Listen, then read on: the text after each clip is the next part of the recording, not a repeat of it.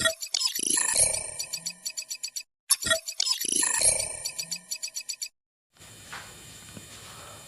बच्चों, पिछले वीडियो में हम लोग ने गॉस लॉ डिस्कस किया था और उस पर बेस्ड एक एप्लीकेशन देखी थी, Coulomb's law from Gauss law. इस वीडियो में हम लोग बात करेंगे गॉस लॉ पे based application number 2, electric field due to infinite line of charge, और इस पे बेस्ड कुछ न्यूमेरिकल। तो देखिए कि वायर है, वायर कैसा है हमारा, इनफाइनाइट लेंथ का, जिसकी लेंथ कैसी है हमारी, इनफाइनाइट लेंथ है। और इस वायर को हमने चार्ज सप्लाई किया हुआ है, तो कितना चार्ज सप्लाई करेंगे, अगर इनफाइनाइट लेंथ की होगी तो हम देते जाएंगे और वो चार्ज को एब्जॉर्ब करता जाएगा, तो उस चार्ज का कुछ मैग्नीट्यूड तो होगा नहीं। तो इसलिए हम यहाँ पर बात करेंगे, चार्ज जो हमारा रिलेशन आएगा वो चार्ज के टर्म्स में नहीं लेंगे, हम लोग बात करेंगे चार्ज डेंसिटी के टर्म्स में, जिसको बोलते हैं linear charge density, lambda equal to Q by L.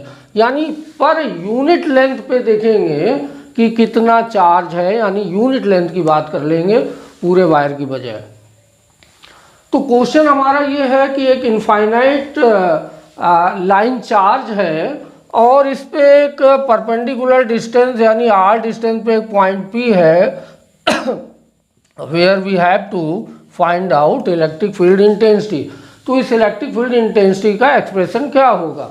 तो पिछले वीडियो में भी हम लोग बात कर चुके हैं, आप देख रहे हैं, क्योंकि जो चार्ज है वो यूनिफॉर्मली डिस्ट्रीब्यूटेड है, चार्ज क्वांटाइज फॉर्म में नहीं है, इसलिए हम यहाँ पर क्या करेंगे, गॉस लॉ लगाएंगे। और ये एप्लीकेशन भी हम बोल चुके हैं गॉस लॉ की है, तो इसको ध्यान रखना है हमको। अब हमको करना क्या है कि जिस पॉइंट पर इलेक्ट्रिक फील्ड निकालनी है, हर एप्लीकेशन में यही करना है हमको, जितनी भी एप्लीकेशन करेंगे एक ही कंसेप्ट पे हमको काम करना है। तो जिस पॉइंट पर हम इलेक्ट्रिक फील्ड निकालेंगे उस पॉइंट पर गॉसियन सरफेस ड्रा कर देंगे। पिछले वीडियो में भी हम लोग बात कर चुके हैं उसके बारे में कि गॉसियन सरफेस कैसा होना चाहिए, उसकी कैरेक्टरिस्टिक कैसी होनी चाहिए, कि गॉसियन सरफेस जो है सिमेट्रिकल टू चार्ज बॉडी होना चाहिए और इलेक्ट्रिक फील्ड लाइंस जो हैं वो कैसी पास हो, उसके परपेंडिकुलर पास होती हैं हमेशा। तो हम यहाँ पर देखिए जो वायर है ये सिलेंड्रिकल शेप है, तो हम क्या करेंगे, इस वायर को चारों तरफ से ऐसे उससे घेर लेंगे जो इस वायर को पूरा ढक ले, तो उसका शेप कैसा होगा हमारा, सिलेंड्रिकल शेप है। तो हमने क्या किया है, इस इनफाइनाइट लेंथ में, इस इनफाइनाइट वायर जो हमारा लेंथ का था उसकी हमने एल लेंथ सेलेक्ट कर ली है। कितनी लेंथ सेलेक्ट करी है, एल लेंथ सेलेक्ट कर ली है। और सपोज करिए इसके अंदर चार्ज कितना है, अभी क्यू मान लेते हैं। हालांकि हम रिलेशन किसके टर्म में निकालेंगे, चार्ज डेंसिटी के टर्म में निकालेंगे, पर यूनिट लेंथ की वायर कर लेंगे, बात करेंगे। तो इस पॉइंट पर इलेक्ट्रिक फील्ड निकालने के लिए हमें क्या करना है कि हम गॉस लॉ की हेल्प से फाइंड करेंगे। तो गॉस लॉ क्या कहता है कि जो इलेक्ट्रिक फ्लक्स होगा हमारा, यानी आप देखिए कि ये जो गॉसियन सरफेस है, ये हमारा जो कौन सा सरफेस है, गॉसियन सरफेस है, और इसके अंदर जो ये हमारा लाइन चार्ज है ये इनक्लोज है। तो इसके अंदर से इलेक्ट्रिक फील्ड लाइन्स निकलेंगी। कैसे निकल रही है इलेक्ट्रिक फील्ड लाइन्स, हमारी चारों तरफ निकलेंगी ऐसे ही, ये इधर भी जाएगी इधर भी जाएगी इस तरह से। तो ये इलेक्ट्रिक फील्ड लाइन्स हमारी जा रही हैं ई। और यहाँ पर अगर हम बात करें कि इस पूरे सिलेंड्रिकल से, जो सिलेंड्रिकल फॉर्म दिख रहा है, टोटल कितना फ्लक्स इमर्ज आउट हो रहा है, तो हम क्या बोलेंगे, टोटल फ्लक्स कितना होता है, ई डॉट डी ए। फ्लक्स को कैसे रिप्रेजेंट करते हैं, ई डॉट डी ए। कहीं कहीं बुक्स वगैरह आप देखेंगे इसको डीएस से भी रिप्रेजेंट कर देते हैं एरिया को। तो टोटल फ्लक्स ये इमर्ज आउट हो रहा है, इसको हम लिख देते हैं नेट फ्लक्स है हमारा। और वो किसके इक्वल होगा, जितना चार्ज इसके अंदर इंक्लोज है, तो चार्ज हमने कितना लेट किया हुआ है, क्यू, और डिवाइडेड बाय एप्सिलॉन नॉट। तो ये हमारी गॉस थ्योरम है और इस थ्योरम को हमको अप्लाई करते हुए लिखना है।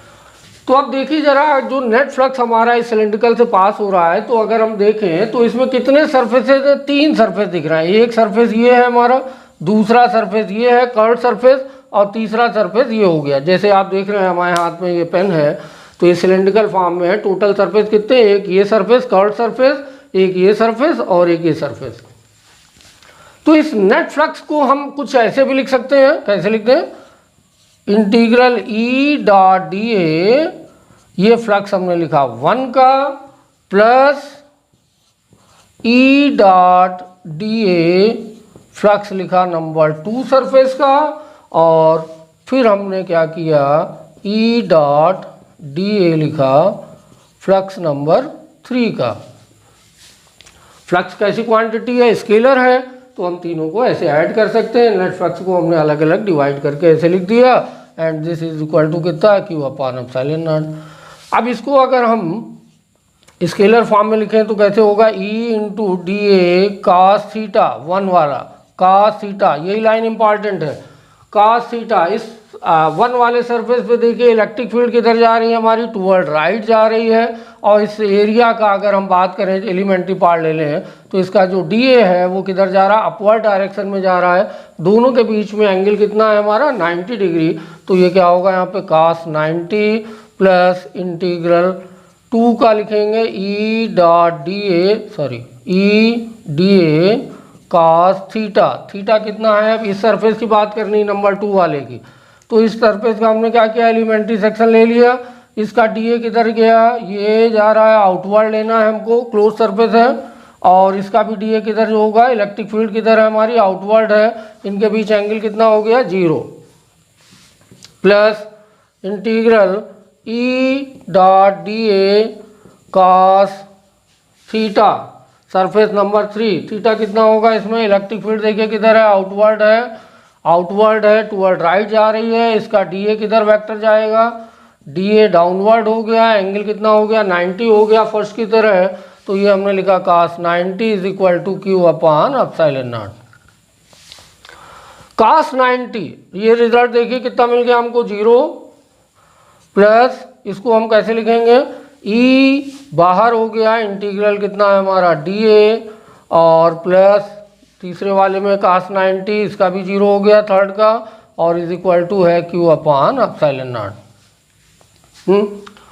तो ये हमारा हो गया E into integral D A. Integral D A, integral D A किसका है हमारा, सेकंड वाले सरफेस, कर्व्ड सरफेस का। तो कर्व्ड सरफेस का देखिए कि ये रेडियस कितनी है, आर है, और ये सिलेंड्रिकल फॉर्म में है। अगर हम इसको ओपन कर दें, मान लीजिए बीच से काट के सिलेंडर को ओपन कर दें, जैसे ये हमारा सिलेंडर है, ये सिलेंडर है, इसकी रेडियस कितनी है, आर है, लेंथ एल है, तो ओपन करेंगे तो ये कितना हो गया, 2 पाई आर, और इनटू लेंथ से मल्टीप्लाई, तो ये कितना हो जाएगा हमारा 2 pi r into L is equal to Q upon epsilon naught.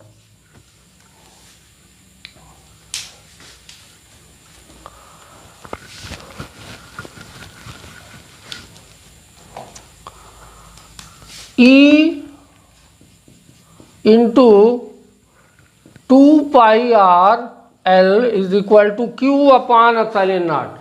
तो चार्ज डेंसिटी अभी हमने देखी, लैम्डा इक्वल टू क्या थी, क्यू अपॉन एल। तो चार्ज को अगर हम लैम्डा के टर्म्स में इलिमिनेट कर दें तो क्यू इज इक्वल टू क्या हो जाएगा, लैम्डा इंटू एल, तो L into lambda upon epsilon not.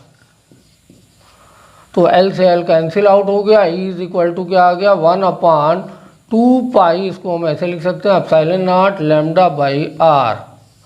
ये हमारा एक्सप्रेशन आ गया इलेक्ट्रिक फील्ड इंटेंसिटी का। तो आप देखिए जो लाइन चार्ज है, इस लाइन चार्ज से इलेक्ट्रिक फील्ड इस एंड पे नहीं होगी, केवल इस एंड पे आ रही है जो सेकंड वाला पार्ट था, और किधर होगी, टूवर्ड राइट की तरफ है, और ये इसका एक्सप्रेशन हो गया। अभी इसी पे बेस्ड हम लोग एक न्यूमेरिकल देखते हैं।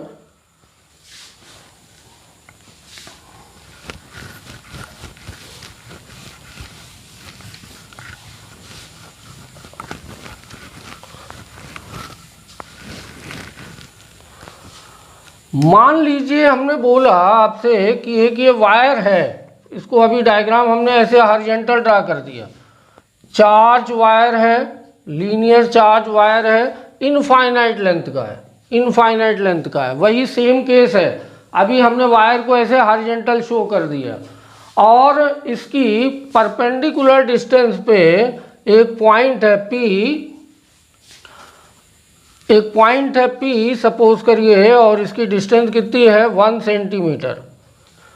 इस P पर एक ड्रॉप रखी हुई है, एक ऑयल ड्रॉप है, ऑयल ड्रॉप जिसका मास कितना दिया हुआ है 10 to the power -10 kg, 10 to the power -10 kg। और ये ड्रॉप कैसी है, इक्विलिब्रियम पे है, फ्रीली सस्पेंडेड है, नीचे नहीं आ रही है। तो बताइए इस ड्रॉप पे चार्ज कितना होगा, क्यों फाइंड करना है हमको, चार्ज कितना होगा। और यहाँ पर इस वायर की लीनियर चार्ज डेंसिटी दी हुई है lambda equal to 2 micro coulomb per metre. तो क्वेश्चन क्लियर हो गया, फिर से बात कर ले रहे हैं। एक वायर है इनफाइनाइट लेंथ का, इसकी परपेंडिकुलर डिस्टेंस पे यानी r 1 सेंटीमीटर पे अगर हम बात करें पॉइंट P है, यहाँ पर एक आयल ड्रॉप रखी हुई है जिसका मास कितना है 10 टू पावर -10 kg है। ये ड्रॉप इक्विलिब्रियम पे है यानी फ्रीली सस्पेंडेड है। तो इस ड्रॉप पे चार्ज कितना होगा ये हमको बताना है। और इस वायर की चार्ज डेंसिटी कितनी दी हुई है, lambda 2 micro coulomb per metre. तो हम कैसे फाइंड करेंगे, सबसे पहले हम यहाँ पर हमको मालूम है डायरेक्ट रिलेशन कि अगर कोई लीनियर चार्ज है तो r डिस्टेंस पे इलेक्ट्रिक फील्ड का एक्सप्रेशन क्या होता है, E is equal to 1/2 pi epsilon not.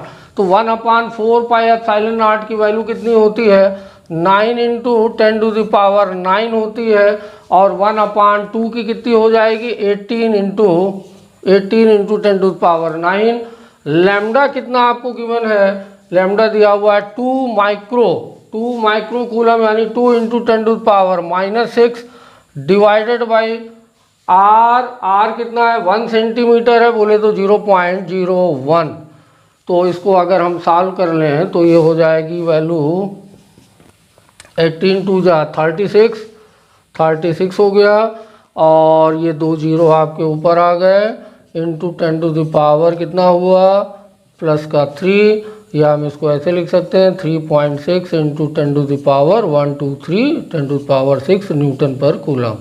यानी इस पॉइंट पर इतनी इलेक्ट्रिक फील्ड होगी। और इलेक्ट्रिक फील्ड की डायरेक्शन किधर होगी, देखिए पॉजिटिव चार्ज है तो इलेक्ट्रिक फील्ड की डायरेक्शन किधर जाएगी, कि आउटवर्ड जाएगी यानी अपवर्ड जाएगी। अब ये अगर आयल ड्रॉप यहाँ पर सस्पेंडेड है फ्रीली, तो इस ड्रॉप को मास देखिए कितना है 10 टू पावर -10 kg है। तो ग्रेविटेशनल फोर्स की वजह से इस पे जो वेट इसका एक्ट करेगा mg, वो डाउनवर्ड एक्ट करेगा। और अगर ये ड्रॉप फ्रीली सस्पेंडेड है तो इसका मतलब इलेक्ट्रिकल फोर्स किधर लगना चाहिए, हमारा ऊपर की तरफ लगना चाहिए, यानी इलेक्ट्रिकल फोर्स इस पे ऊपर की तरफ लगना चाहिए। और कितना लगना चाहिए, F इक्वल टू QE। तो चार्ज हमको मालूम निकालना है और इलेक्ट्रिक फील्ड हमारे पास ये इस पॉइंट पर हम फाइंड कर चुके हैं, तो इतना चार्ज लगना चाहिए। और दूसरी बात ये है कि इसका नेचर कैसा हो, देखिए तो ऊपर की तरफ इलेक्ट्रिक फील्ड हमारी डायरेक्शन किधर है, ऊपर की तरफ है, इसका मतलब इस पर नेचर कैसा होना चाहिए, चार्ज पे पॉजिटिव होना चाहिए। तभी ये चार्ज हमारी किधर, ड्रॉप हमारी किधर मूव करेगी, ऊपर की तरफ जाएगी और वेट mg नीचे एक्ट कर रहा है। अगर ये दोनों ड्रॉप हमारी अगर इक्विलिब्रियम पे होगी तो वो तभी पॉसिबल है जब ये वाला फोर्स इस फोर्स mg को इक्वेट कर दे, यानी mg इज इक्वल टू क्या हो जाए QE। तो QE को हमने क्या किया, mg से बैलेंस कर दिया, Q हमको फाइंड करना है, तो क्या हो गया mg/E। हम यहाँ पर वैल्यू सब्स्टिट्यूट कर लेंगे। मास हमको दिया हुआ है 10 की पावर -10 है, g की वैल्यू 9.8 है, डिवाइडेड बाई E कितना है 3.6 into 10 to the power 6 newton per coulomb. तो हम इस चार्ज को यहाँ पर सॉल्व कर लेंगे।